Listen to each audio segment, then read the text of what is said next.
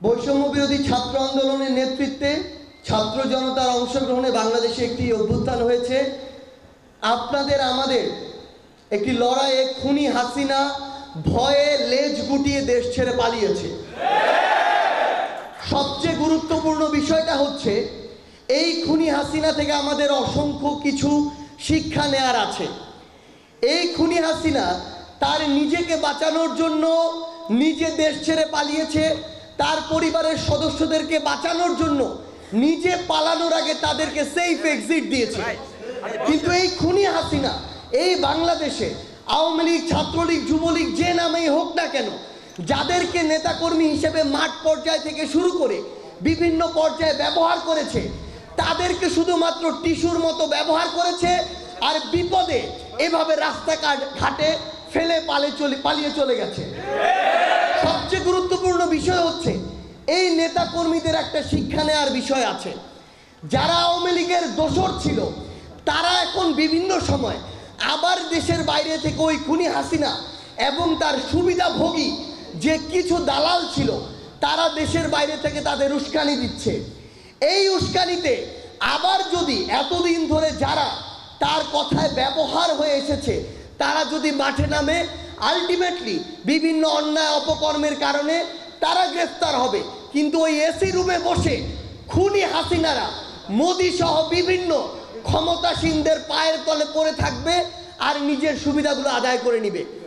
তাহলে আওয়ামী লীগ, ছাত্রলীগ, যুবলীগের এই মাঠ পর্যায়ে যারা নেতাকর্মী ছিলেন তাদের এখান থেকে শিক্ষা নেওয়া উচিত যে কোন নেতা বা নেত্রীর পিছনে আপনি ছুটবেন আর আগামীর বাংলাদেশে কাদের পিছনে আপনি দাঁড়াবেন।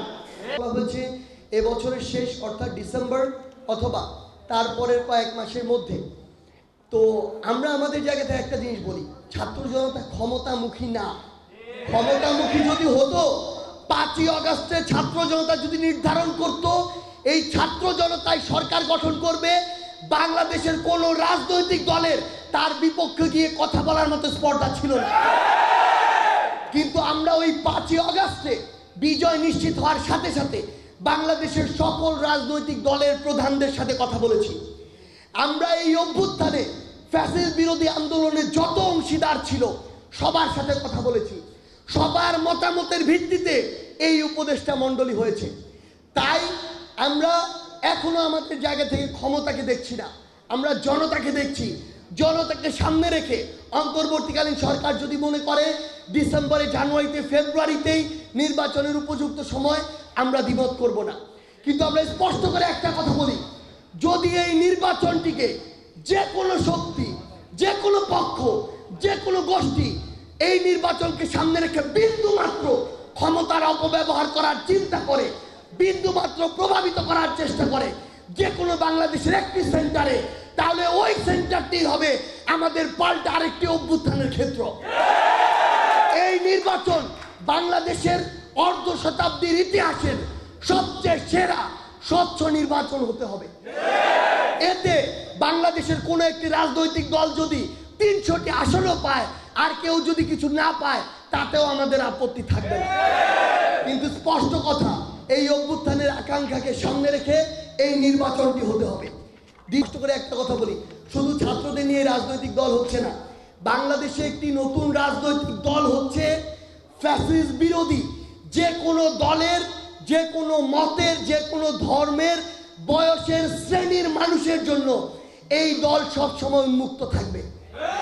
কিন্তু এই দলকে ব্যবহার করে কেউ যদি ক্ষমতার একটা সিটে বসে ক্ষমতার অপব্যবহার করার বিন্দুমাত্র স্বপ্ন দেখে, আমরা তাকে আগেই বলে দিতে চাই এই দল আপনার জন্য না। এই দল হবে আগামীর বাংলাদেশের জন্য, জনগণের জন্য। এই দল হবে জনগণপন্থী, বাংলাদেশপন্থী।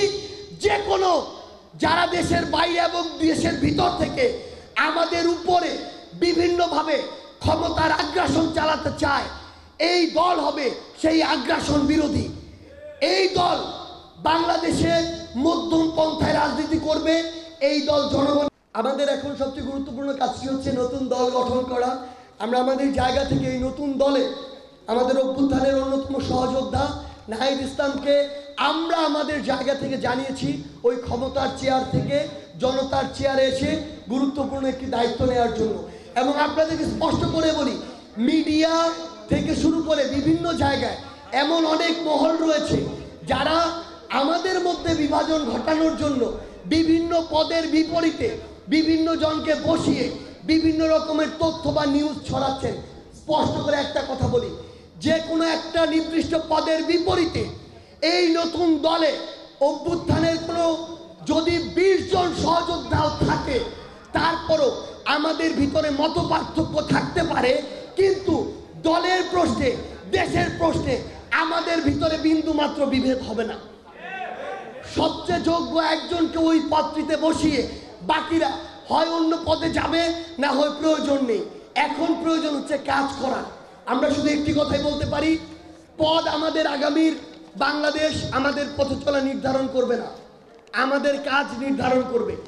বাংলাদেশের রাজনৈতিক দল অসংখ্য ছিল, কিন্তু খুনি হাসিনা এই ছাত্র জনতার নেতৃত্বে এই দেশ ছেড়ে পালিয়েছে। সো আমরা ঐক্যবদ্ধভাবে খুনি হাসিনাকে দেশ ছাড়া করতে আবারও প্রস্তুত। যাওয়ার আগে সোনারগাঁয়ে একসাথে আমরা সবাই একটু স্লোগান দিয়ে যেতে চাই। অভ্যুত্থানের স্লোগানগুলো আমরা একসাথে দিতে পারি? ঠিক আছে, আমরা আজকে স্লোগান দিয়ে যাচ্ছি, আরেকদিন স্লোগান দিয়ে আবার সোনারগাঁয়ে আমাদের যে যাত্রা সেটা শুনে দেশে যাবে